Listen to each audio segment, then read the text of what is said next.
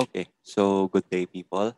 My topic for today is going to be newborn screening. Okay, so my objectives for today is to be able to discuss one, what is newborn screening, okay, and two, the diseases that the newborn screening program would actually detect. All right. So newborn screening. What is newborn screening ba? I think you have heard of the term newborn screening, especially in your OB classes. Okay. Newborn screening is by virtue of RA 9288. Ulitin ko, 9288 or the Newborn Screening Act of 2004. It is a very, very simple procedure wherein it would detect or be able to detect the congenital metabolic disorders that the baby might have.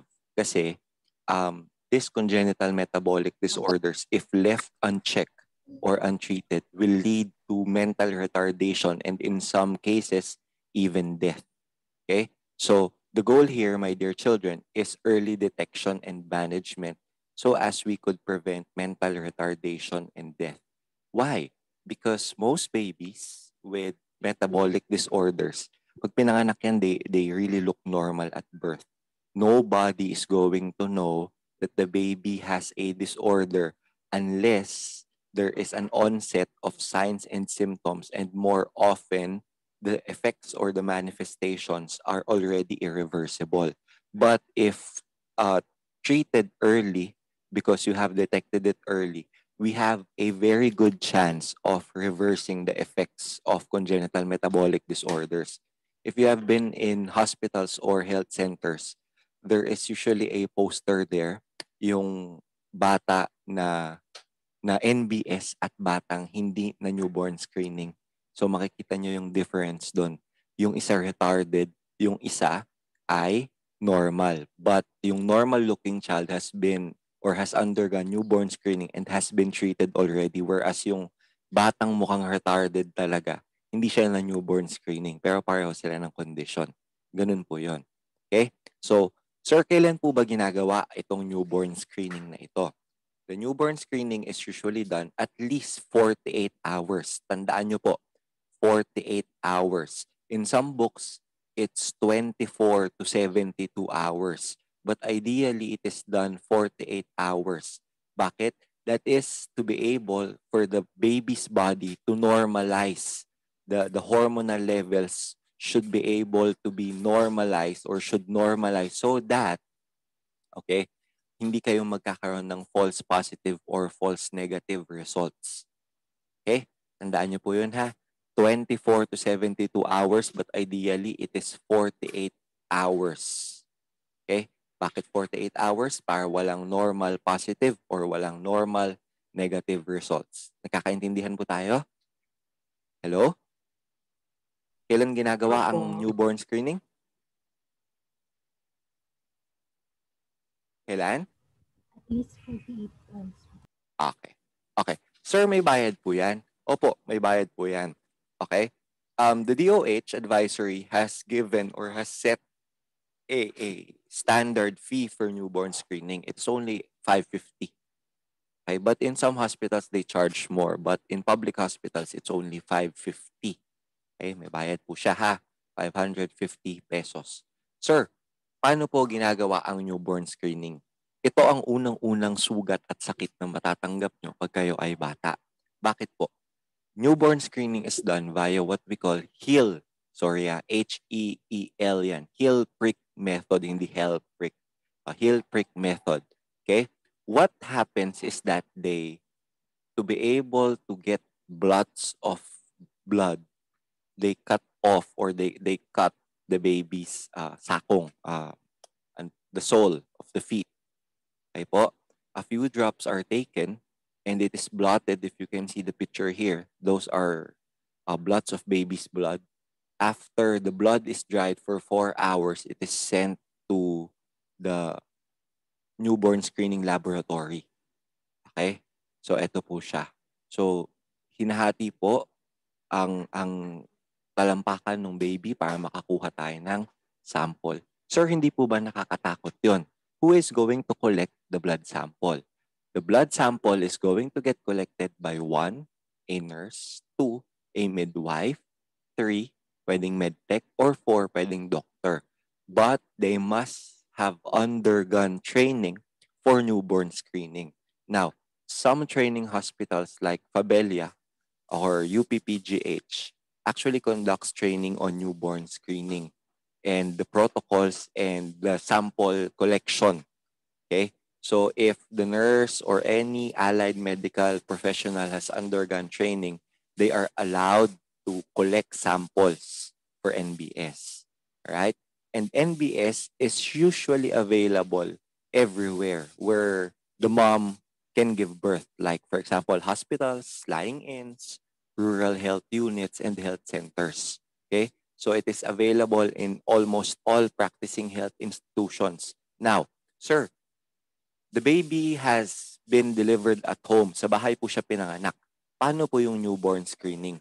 Pwede nyo pong dalhin yung bata sa nearest institution that offers newborn screening. Sir, kailan po namin dadalhin? O, kailan nyo dadalhin? Ano ang ideal time? 48 to 72 hours. Okay? Shorter than that, X. Longer than that, X. Kakaintindihan po tayo ha? Okay. Sir, nakolekta na. Nakuhanan na ng samples yung baby. Ano na po ang gagawin namin? Okay. Paano mo malalaman na positive yung result? Okay. Usually, the newborn screening result is available 3 weeks after the newborn screening lab receives the sample. Sir, ba't ang tagal? Kasi syempre, yung lab na yun ay madami ding pinaprocess. At kung hindi ako nagkakamali, isa lang ata yung nagpa-process niyan sa UPPGH lang. Okay? But I might be wrong. Pero sa alam ko dito sa NCR plus, di ba? UPPGH lang. Okay. Ganito po yan. In order to save time, my dear children, if, okay, in case the baby has a positive screen, that is the only time that they will contact you. Okay po? Why do they need to contact you? So that, okay, one, it could or they could recall the samples for another testing, or two, you could be referred to an institution that might be able to treat your baby. Okay po? Pero kung wala kang natanggap na notice, wala yon. Normal ang baby mo. Kakaintindihan tayo. Ha? So pag tinawagan ka, may something. Pag hindi ka tinawagan, ginose ka, wala na. Kakaintindihan? A negative screen means that the result of the test is normal and the baby is not suffering from any disorders being screened whatsoever. Okay? So pag tinawagan ka, may problema. Pag di ka tinawagan, walang problema. Yun po yun. Pag ikaw ay tinawagan, you are going to get referred to the nearest hospitals or, okay, test again for confirmation and further management. Okay? Sir, paano pag walang specialist sa area to be able to treat those metabolic congenital disorders? Okay? If there are no specialists in the area, the newborn screening secretariat or the one handling newborn screening in your area or in your region will be able to assist you in finding an attending physician so that that particular attending physician would be able to help you. So sila po ang mag-refer po sa inyo kasi etong mga to ay mga, since these are sometimes very rare diseases, okay, ang mga specialist dito ay nabibilang lang. Usually mga endocrinologist po ito. Alright? So yun po yun. Sir, ano ba yung mga disorders na natetest ng ating newborn screening? Okay? These are the different particular tests that are screened by your newborn screening. I would like you to take note of this, but take note that this can also be taught to you in your pediatric nursing. Pero unahan ko na kasi at least ma-appreciate nyo kung bakit kailangan yung newborn screening. Unang-unang disorder. Ang unang-unang disorder na kailangan po ninyong tandaan na na-screen ng newborn screening ay ang tinatawag nating cretinism or congenital hypothyroidism. Pag sinabi natin cretinism or congenital hypothyroidism, the baby lacks or the thyroid hormone is absent. Okay? And as you well know, the thyroid hormone is essential to the growth of the brain and the body, correct? if the disorder is not treated or there is no hormonal replacement initiated, the baby will really suffer from physical growth and mental retardation. Look at the baby with cretinism. Ganyan ang itsura niya. Parang walang leeg. Okay? So, cretinism. Cretinism po ang ating other term dyan. Bakit ko sinasabi? Kasi sa board exam, gumagamit sila ng mga terms na ganito. Cretinism, di ba? Yun pala, it denotes congenital hypothyroidism. What happens is there is lack or no T3 and T4. Di ba? Kung maaalala nyo po ang inyong anatomy, T3, T4, TSH is responsible for temperature and metabolism. So wala siyang or kulang ang kanyang thyroid hormone. What happens is that because this controls metabolism and temperature, everything is decreased. Bagsak lahat. Weight, okay? Sometimes, if the baby matures, hindi siya nagkakaroon ng menses, okay? Mababa ang kanyang birth weight or mababa ang kanyang weight. Okay? So, yung mga payat dyan, baka meron kayong congenital hypothyroidism. Okay po? Now, ano ang titignan nyo? What can cause congenital hypothyroidism? I would like you to remember HUMD.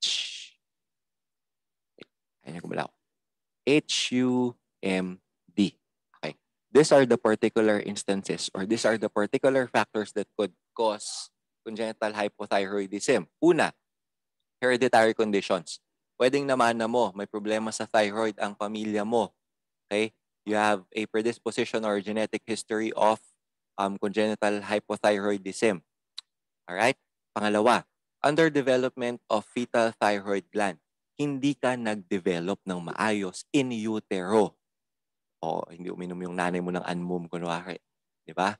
Hindi maayos ang iyong development. Or if the mom smokes, if your mom drinks, pwede din daw according to some literature. Alright? Now, if your mom is drinking anti-thyroid drugs during pregnancy, it could also have an effect of the baby having congenital hypothyroidism. Pag umiinom ng anti-thyroid drugs yung mommy. At itong mahalaga, walang iodine or kulang sa iodine yung mommy mo. Okay? So this 4 could definitely lead to congenital hypothyroidism. Okay? Hereditary, underdevelopment, maternal intake of anti-thyroid, and of course, deficiency of iodine. Now, the baby was already born.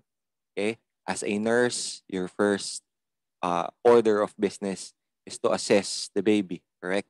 Now, if you are suspecting for congenital hypothyroidism, what should you look for? First, hindi yan nakikita agad-agad. Bakit? Kasi in the first days, weeks, or months, there will be no obvious signs of hypothyroidism because the mother's thyroid hormone is still in the baby. And that particular thyroid hormone of the mother is enough to adequately maintain the levels needed by the baby's body to function. So sa una, wala pa yan. Hindi mo pa yan makikita. Usually, nakikita ito around 3 months for formula-fed babies. Okay, yung mga nagpapadede sa bote. And around 6 months for those babies who were breastfed. Bakit? Kasi nga, may maternal thyroid hormone pa sa katawan niya. Eh, syempre, kung nagpapasuso yan, pwedeng ma-transfer. Okay? Yun po yun. Okay? Girls are more prone than boys in this particular instance. Okay? Meron tayong girls na predisposition or gender predisposition na girls. Okay? Another thing that you need to look for, the baby poorly feeds, has poor suck. Okay? And because they cannot feed properly, it results usually in lethargy. Okay? Nanghihina yung baby, tinatamad yung baby. Okay? Yung baby ay may prolonged hoarse cry, parang paos yung bata. Tapos pag umiiyak siya, matagal, pero paos. Okay? The baby usually has large fontanelles, yung dugtungan. Okay? Meron siyang neonatal jaundice. Nagkakaroon din ng bradycardia yung baby mo. Tapos ang baby mo, depressed ang nasal bridge at short ang kanyang forehead. The baby also has puffy eyelids and a large tongue. Okay? So as you can see, all the features that I've mentioned, actually you can see here in this particular example. Diba? Malaki, ay, short ang forehead, malaki ang fontanelles. Ay, pag umiyak yan, paos. Okay? So, yan po yung i-assess po ninyo. These are the obvious signs of congenital hypothyroidism. Kakaintindihan ko tayo. Alright? Now, since T34 and TSH is also concerned with temperature control, okay, nagkakaroon din ng malamig na temperature. The skin is cold to touch. Why? Because the metabolism is slow. That's the reason why they are cold to touch. Okay? The tongue, di ba? Sabi ko nga, the tongue also enlarges. The skin is also dry. There is abdominal distension. That's the reason why, kung makikita nyo, malaki yung tiyan, yung pusod, lumalabas. Look. Oh, ayan. Okay? What else? There is presence of hypotonia. Hypotonia is poor muscle tone. Okay? And the reason why they have abdominal distension is because of this hypotonia. Now, it also affects the functioning of the digestive system. And usually, these particular babies, they suffer from constipation. Di sila matai. Okay po. Okay? There is also hyporeflexia. The normal reflexes are not present. Again, I've mentioned this already. Bradycardia, short, thick neck, enlarged abdomen, prolonged jaundice. Naninilaw po sila. Okay po. Kakaintindihan tayo. Sir, na-assess na namin. Na-confirm na ng NBS na mayroon siyang congenital hypothyroidism. What are we going to do? What should we know? Okay? What should be the treatment of CH? The treatment of CH would involve hormone replacement therapy. Kasi nga, kulang ng T3 at T4 or sometimes TSH. Okay? So, the drug of choice, my dear nurses, is Synthroid or Levothyroid or levothyroxine sodium. Ito yung replacement drugs or hormonal replacement drugs natin. Okay? So, hormonal replacement drugs and syempre, kailangan din natin ng regular measurement of your thyroid hormones, which will include T34 and TSH. That's the treatment. That's the doctors. That's what the doctors will do. As nurses, what are you going to do? Okay. As nurses, your responsibility will include, tandaan nyo ha, early identification of the disorder. Okay? Including assessment, which I have already mentioned kanina. Okay? Since the baby will always lack thyroid hormones, explanation of a lifelong therapy is essential so that they would be able to adhere to the treatment plan. Okay? Isama nyo na din doon ang drug compliance. Okay? So, ituturo nyo ngayon kung ano ang pwedeng mangyari doon sa bata. I-explain nyo na pag iniinom, they don't have to worry because the drug is tasteless. Now, sir, what are we going to do if the mom or dad asks for proper dosing? If the dose is missed, twice the dose is given the next day. So, pwede mong ma-skip, wag lang lagi. Okay po? You could give 2 doses the next day. Okay? Breastfeeding is also acceptable and it is actually recommended and monitor signs of overdose. Okay? Sir, if overdosed with the hormonal replacement drugs, what is going to happen? Do take note of this. The baby, di ba sabi ko sa inyo, is constipated. Pag nag-overdose yan, mababaliktad ang effect. Magiging or magkakaroon ng diarrhea yung baby mo. Your baby will also suffer from insomnia or inability to sleep. Kawawang bata, hindi nakakatulog. Kawawa din yung nanay, di ba? And kanina, bradycardia, pag na-overdose, nagiging tachycardia. Okay? Umibilis na po siya. Alright?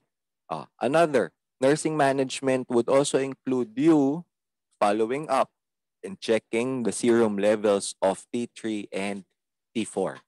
Kakaintindihan po tayo.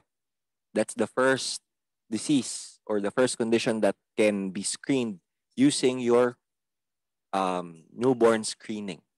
Do we have questions with congenital hypothyroidism? Do you have questions? Wala? Girls, pampagana sa umaga. Ang susunod nyong lesson ay congenital adrenal hyperplasia. Okay? Congenital adrenal hyperplasia. Sir, ano po yan? Tutoy po yan ng baby. Okay? Pansin nyo, medyo malaki na siya. Bakit? What happens here? Okay. Congenital adrenal hyperplasia is an endocrine disorder. Okay? Usually, the effects or in summary are severe salt loss, dehydration, and abnormally high levels of male sex hormones in both girls and boys. What's the catch here? If this is undetected and not treated, the babies can die 7 to 14 days from birth. Pwedeng mamatay yung bata. Ano ba to? Ganito yan, explain natin. Congenital adrenal hyperplasia or hypertrophy. Ano ang adrenal gland? Your adrenal gland is a gland located above the kidneys. It is responsible for secreting 3 hormones, as you well know in your anatomy and in your chemistry. Okay po? The first hormone that it secretes is what we call cortisol. Cortisol is a glucocorticoid that is responsible for your metabolism of glucose and protein. Okay? In emergency situations, di ba? This is the one that could actually help you release energy. All right? It is also the one responsible for elevating your serum glucose. Ano po ang ginagawa ng serum glucose mo? 'Di ba? Sa liver nyo na merong tinatawag kayong liver gluconeogenesis. So cortisol ang isa sa hormones na responsible for stimulation of liver gluconeogenesis. Okay po? Or yung pag-produce ng glucose sa inyong liver. Okay po? Since it is also responsible for inflammatory response, kung makikita nyo yung mga creams na ginagamit nyo, cortisol, hydrocortisone, di ba? This usually people is responsible for controlling some of the inflammatory responses of the body. Okay po? Yan po yun. So, yan ang inyong cortisol. That's one hormone. Another hormone is your aldosterone. Aldosterone, unlike your cortisol, is a mineralocorticoid. Kung matatandaan nyo po, one of the factors that control your blood pressure, people, is your renin-angiotensin pump or system. Okay? Your aldosterone controls your renin-angiotensin system. It levels your serum potassium and your sodium. Sir, ano po ba yun? Para hindi sa mga nakalimot na. Yung renin, pag mataas ang BP mo, renin is usually released. Now, this renin is there to lower your BP. If the renin is released, this gets converted into angiotensin 2. Okay po? Yung angiotensin 2 will release aldosterone from the adrenal cortex. So that, kung mababa ang inyong BP, you would be able to have the ability to have water retention so that it could elevate the BP. Now, if there is a problem with your aldosterone levels, okay po, tumataas ng sobra ang BP mo kasi sumusobra ang water na re-retain or nagkakaroon ng sobrang water retention sa iyong body. Yun po yun. So, dapat normal levels yan. Para normal din ang BP mo. Okay? Kasi the more that renin is released, the more it gets converted into aldosterone too. Ayun po yun. That's the second hormone. And the third hormone is your androgen. Androgen, as you well know, I think you have heard of the word androgynous. Ano ba yung androgynous? Mukhang lalaki. Babae mukhang lalaki. Lalaki mukhang babae. Ganon. Ano po yun? Kasi ito yun, dahil po dito. Androgen is actually responsible for the muscular development among males and females. Okay po? It is also responsible for your increase in size. Okay? and the development of body hair and sebaceous gland secretion. Okay? Now, in congenital adrenal hyperplasia or hypertrophy, ano ba ang nagiging problema mo? Ang nagiging problema mo is that the body is not producing cortisol. Naalala niyo yung cortisol? Yung unang-unang hormone kanina. Wala siyang pinoproduce na cortisol. Okay? Now, the thing with your body is this. If there is something that is not working properly, na nyo ha, pag may hindi gumaganang isa dyan, the body will tell all your body parts to function harder, to work harder. Okay? We call that compensation. All right? Now, since your body is not producing cortisol, the body is telling, or the brain is telling the body to work harder. Your body will now produce the two other hormones ng sobra, especially androgen. This one here, this one, which is responsible for muscular development, body hair, or maturation. Di ba? Yun po ang nagiging problema. Walang cortisol, pero gawa ng ibang hormone yung body. Yun po yun. Nakaintindihan po tayo? So, as the adrenal glands work harder to make more cortisol, they produce an extra 17-OHP along with certain male sex hormones. Now, this will cause abnormal development of sex organs and sexual characteristics kasi nga, sobra yung androgen mo. Alright? So, dahil alam nyo na sobra ang androgen, okay? Sobra ang androgen, sobra ang aldosterone na nagko-control ng BP. Ano ang nangyayari? Ano ang manifestations? So, common sense will tell us that the baby, even though that they are babies, okay, will manifest several abnormal sexual characteristics. Pero, eto muna tayo. Una, poor feeding. Ang bata, hindi dumidede ng maayos. Tapos, nagda-diarrhea siya. So, di ba sabi ko kanina that baby might die. And it is because of this. Poor feeding, hindi dumidede, nagtatae. Meron pa siyang low salt or hyponatremia at pagbagsak ng weight. And in the end, nagkakaroon ng metabolic acidosis. Patay ang bata pag hindi na-detect ng maaga. Okay? So, yan po yun. Now, if the baby survives, alright, and you are going to assess them, sabi ko sa inyo kanina, abnormal sexual characteristics, I would want you to look at this. MIPS. Okay? Ano po yung MIPS? Pag lalaki ang bata, tignan nyo to. Since there is excessive sexual hormone, nagkakaroon ng muscle growth at an early age. Baby pa lang, bato-bato na siya. O, diba? Buff na siya. Ano pa? Girls, there is also an enlargement of the penis during childhood. Diba? Not yet circumcised. Wala pang 7 years old, pero ang kanyang tutoy ay malaki na. Okay? Nagkakaroon din ng early deepening of voice.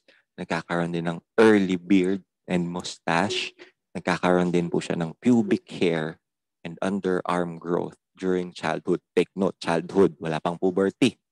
But the problem is, malaki ang kanyang penis, pero maliit ang kanyang testicles.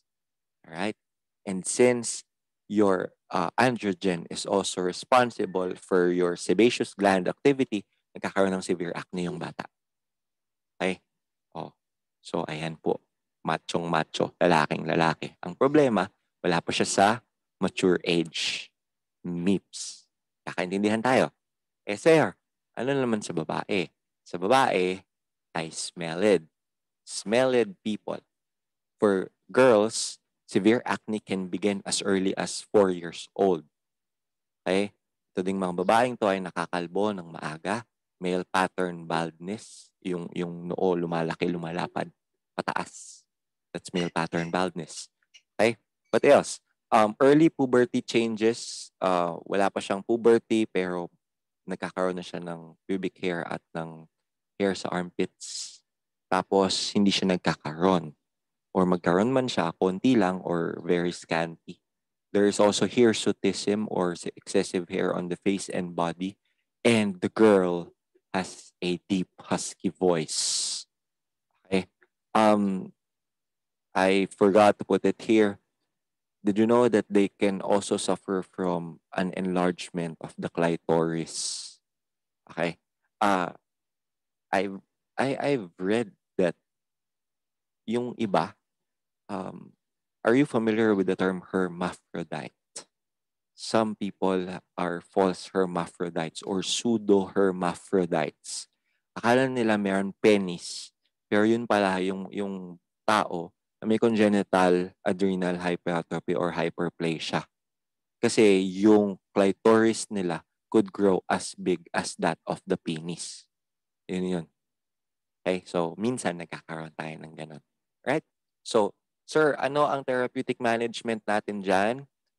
Kasi walang cortisol, so painumin ng oral hydrocortisone.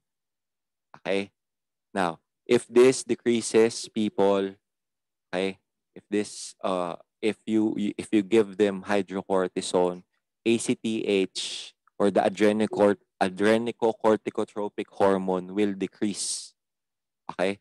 If your adrenocorticotropic hormone decreases, magde-decrease din yung levels ng hormones na sinisecrete na iba at bumabalik sa normal limits yung dalawang hormone. Pag bumalik sa limits yung dalawang hormone, hindi magkakaroon ng masculinization yung bata. Okay? Kasi hindi na excessive ang kanyang sexual hormone. So in times like this, what are you going to do? What will be your nursing considerations? Your nursing considerations, people, is usually monitoring. Monitoring of the therapy and monitoring of the cortisol levels. You could also opt for the corrective surgery for females with enlarged clitorises like what I've mentioned. In some instances kasi, ba't kailangan ng surgery? Kasi kung minsan sa sobrang laki ng clitoris, nagdidikit yung labia. Nawawala yung opening ng vagina. So kailangan yon ng surgical correction so that we would be able to correct it and the baby or the child would have a normal vagina, normal functioning vagina. So this surgery is usually done as early as 1 to 3 years old para may vagina yung bata. Okay? Do you have any questions whatsoever? Kaya pa? Kaya pa? Ha? Oh, sundan ko ulit. Okay. The third is what we call your galactosemia. Ano ba yung galactosemia? Galactosemia, people, is a condition in which the body is unable to process what we call galactose. Galactose is the sugar present in milk. Okay po? Accumulation of excessive galactose in the body is going to cause many problems. It's going to cause liver damage. It's going to cause brain damage and cataracts.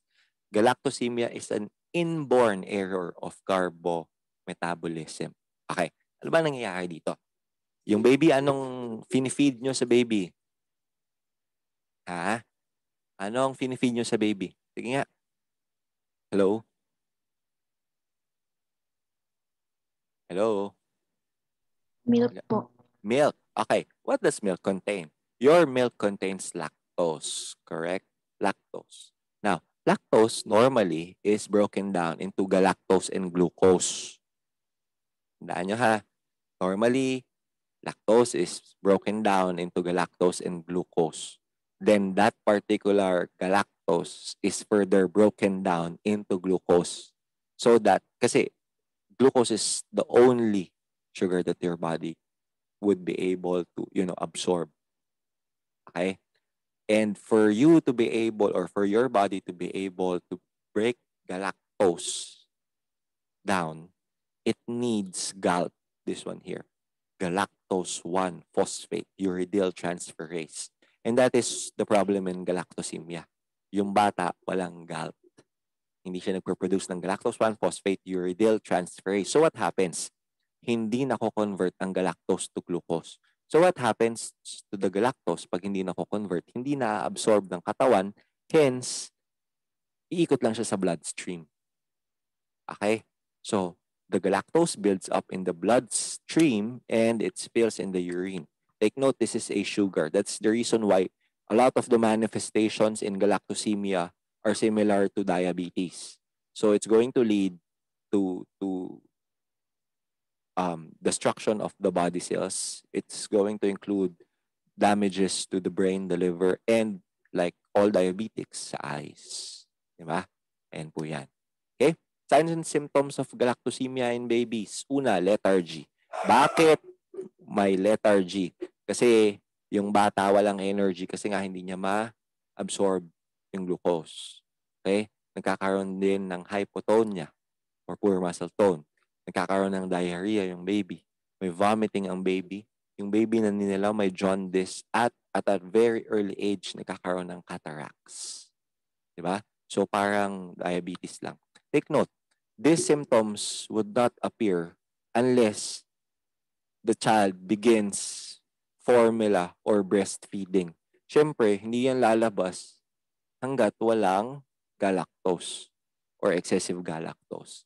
So makikita nyo lamang ito pag yung bata ay dumidede na. Kakaintindihan po tayo? Okay?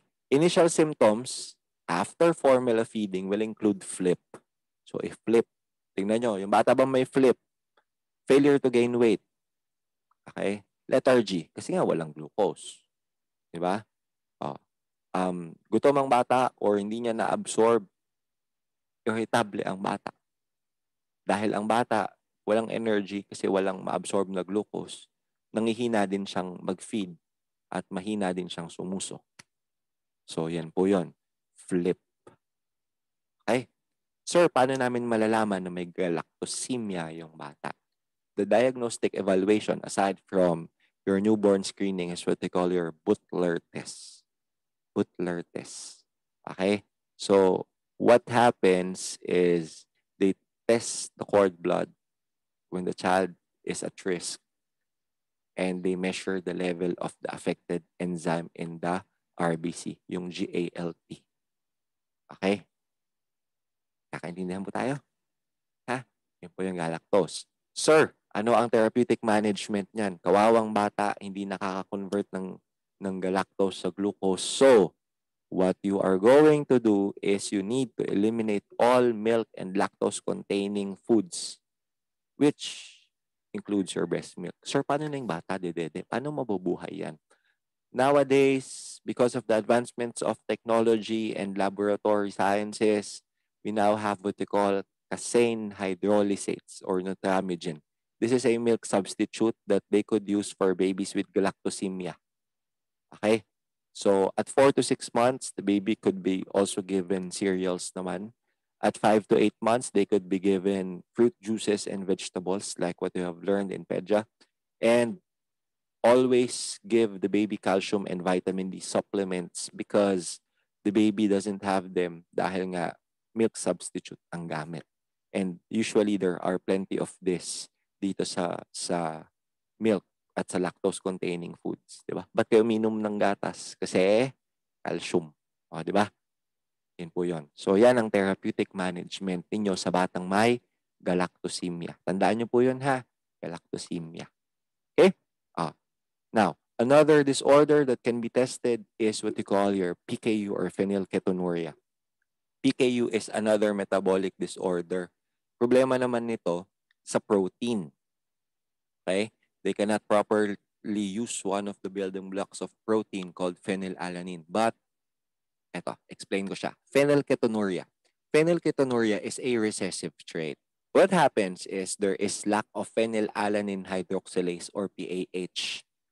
Okay po. If you remember phenylalanine, okay? Phenylalanine is parang a precursor. Phenylalanine is the one that converts tyrosine. Tyrosine gets converted to epinephrine, thyroxine, and melanin. I think you are familiar with the last one, melanin. Diba? That's what gives you your color. Okay?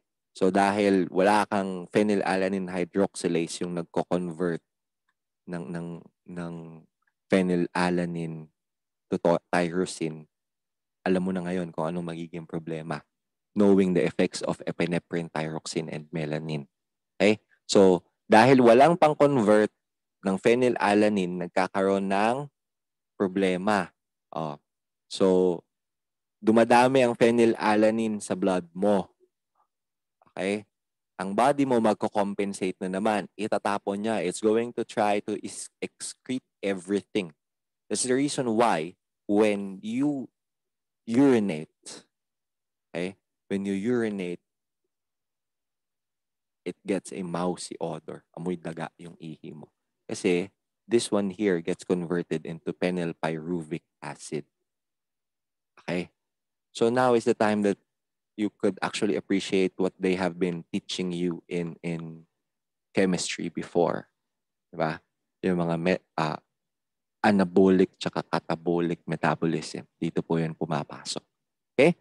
Now, if the body is not able to excrete phenylalanine, it's going to lead to high phenylalanine levels. The problem with high phenylalanine levels is that eventually it's going to cause brain damage. Again, leading to mental retardation. Diba? Ang maganda dito, ito. The body, since phenylalanine is not converted, okay po, the body will lack pigment. Because without tyrosine, there is no melanin. Without tyrosine, there is no epinephrine and thyroxine. So, ang bata na may phenylketonuria ay maputi, fair-skinned, di ba? Ay light blonde ang hair at blue eyes. O, di ba? Ganda mo, pogi mo, pero may phenylketonuria ka. Okay? And the problem with these children is that they are prone to allergies, especially atopic dermatitis. Yan. Sensitive masyado ang kanilang balat. Okay? So, diagnostic test. How are we going to confirm that there is phenylketonuria? We have, kung kanina, Butler doon sa galactosemia, dito, Guthrie. Guthrie test. In here, they will do a culture. Okay? Because there is a certain specific bacteria that grows in phenylalanine and you call it Bacillus subtilis. Okay po. So, pag may Bacillus subtilis na nag-grow doon sa kanilang culture, ibig sabihin masyadong mataas ang phenylalanine levels mo. Pwedeng meron kang phenylketonuria. Paano ba malalaman na mataas ang phenylalanine levels mo? The normal value is between 0.5 to 1 milligram per deciliter. Or in some books, less than 2 milligrams per deciliter. Usually, a child with phenylketonuria will have levels of above 4 milligrams per deciliter. And sometimes as high as double digits yan. Okay? Minsan nagte-10, 11, 12. Ayan. Ha? Pero syempre, as nurses, hindi natin nahayaan na may ganon. So, gamutin natin, therapeutic management. Syempre, kailangan mong i-restrict ang dietary protein niya. Kasi phenylalanine comes from protein. Diba? So, kunyari, kumain ka ng karne, phenylalanine, hindi mo ma-convert. So, ikot sa katawan mo, kawawa ka naman, hindi mo magagamit. Diba? Now, they will also give out lofenalac as a substitute for milk. And the goal is to maintain 8 milligrams per deciliter. Okay? So, sir, is that forever? Yes. That is forever.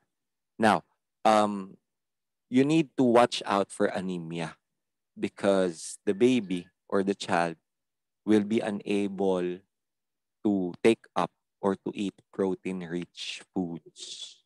Okay? Tandaan niyo po yun, ha? So, pwede magka-anemia kasi wala siyang kinakaing protein-rich foods. Okay? Another disorder that can be tested is, hinuli ko ito kasi mahirap siyang banggitin, glucose 6-phosphate dehydrogenase or G6PD. G6PD, people, ang nagiging problema nito ay may kulang sa enzyme sa katawan mo. Ang tawag dun sa enzyme, syempre, G6PD. What is going to be the effect of G6PD? To explain further, there is partial or complete deficiency of the enzyme G6PD in the red blood cell. Okay po. Now, this G6PD is needed by the RBC so that it's going to be more stable and it's not going to get oxidized easily. Now, the lack of this enzyme will result in the destruction of your red blood cell whenever it gets exposed to an oxidant. And usually that oxidant is medication. Okay? Anong medication ang pinaka-common board question? The oxidant in medication is usually acetyl salicylic acid. Alam niyo kung ano yon? Aspirin. So, there are two known forms of G6PD. Okay? Meron tayong tinatawag na congenital non-spherocytic hemolytic anemia. Okay? At meron tayong tinatawag na drug-induced G6PD. Number one, people, is congenital. You are born with this. Wala ka nito. Okay? So, dahil wala ka nito, it causes destruction of the red blood cell. Now, the thing with the destruction of your RBC is that when the RBC gets destroyed, it still gets filtered in the liver. Diba? Ano mangyayari? Ang mangyayari, mabablock, masisira ang liver, magkakaroon ka ng jaundice. Okay? Pag nagkaroon ka na ng problema dyan, dito sa dalawang to, aplastic crisis happens. Ano yung aplastic crisis? Plastic crisis, what's going to happen is that maapektuhan na niya pati yung ibang cells. White blood cells, platelets, and of course, RBC. Babagsak lahat yon, magdi-decrease lahat yon. Yung tinatawag nating aplastic crisis. Okay? Don't worry, this is going to get discussed further in your pedja and your maternal and surgical medical and surgical nursing rather. Okay? Meron naman tayong tinatawag na drug-induced G6PD. Ito naman ay, ang naging dahilan nito ay dahil sa gamot. Okay? Acetyl salicylic acid na-induce ang G6PD. Nabura or kumonte ang G6PD dahil sa gamot. So, ito usually ang nagiging problema natin pag sa babies, congenital. Okay? How are we going to evaluate G6PD? Your G6PD is usually done or confirmed via blood smear. Tandaan nyo ha, in yung newborn screening, di ba? Yung newborn screening lahat to, if they suspect otherwise na may abnormal, yung mga sinasabi ko sa inyong test ay yung mga confirmatory test. Okay? Another thing that they will do is electrophoresis. Okay? Electrophoresis, dalawa parang ina-electrocute yung RBC to know kung siya, kung made-destroy siya or mag-oxidize siya. Okay? Doon sa blood smear, nakakita sila ng Heinz bodies kung mayroong problema, kung may G6PD deficiency yung bata. Ano po yung Heinz bodies? These are oddly shaped particles inside the red blood cell. Okay? So, iba yung itsura ng RBC nila. Okay? So, may questions po doon? Anong pinagkaiba nito? Ito pala, sorry. Nakalimutan ko. Ayan. This two here. Congenital tsaka drug-induced. Ito, wala na yan. Forever yan. Okay? Ito, self-limiting yung drug-induced. Ibig sabihin, it corrects itself. Ito, it needs treatment and correction. Okay? So, yon yung G6PD po ninyo. Ha? Unless the blood people gets exposed to oxidants, wala naman tayong nagiging problema dyan. So ano ang kailangan nyo lang tandaan, ang nursing consideration nyo is to avoid giving oxidant medication to those people with glucose 6-phosphate dehydrogenase. Alright? Now, for your last slide. Sir, nabanggit ko ata kanina to. Sir, paano po yung sample ng newborn screening ay kinolekta before the given time or before the ideal time? Ano ulit ang ideal time natin, people? Hello? 48 hours. 48 to 72 hours. If you collect that before the ideal time, okay, pwedeng, one, magkaroon ng false high thyroid stimulating hormone. Naalala nyo kanina? Oh, sir, bakit false high thyroid stimulating hormone? Anong sabi ko sa inyo? Mataas pa kasi hindi pa bumababa. Andun pa yung thyroid hormone ng mommy. So, kung nandun pa yung thyroid hormone ng mommy, okay, you could get a false negative for congenital hypothyroidism. Tama? Oh. Kasi akala mo meron. Yun pala sa totoong buhay, pag nag-normalize, wala na. Alright? Oh. Pwedeng magkaroon din ng false high 17-hydroxyprogesterone, which could lead to false positive naman for congenital adrenal hyperplasia. Okay? Or, pwede kang bigyan ng false low galactose or false low phenylalanine. Kasi hindi pa ma-manifest yung signs and symptoms. So, pwedeng false negative for galactosemia and phenylketonuria. That is the reason it is very, very important for us to follow protocol and collect samples at the ideal prescribed time. Okay? So, do you have questions?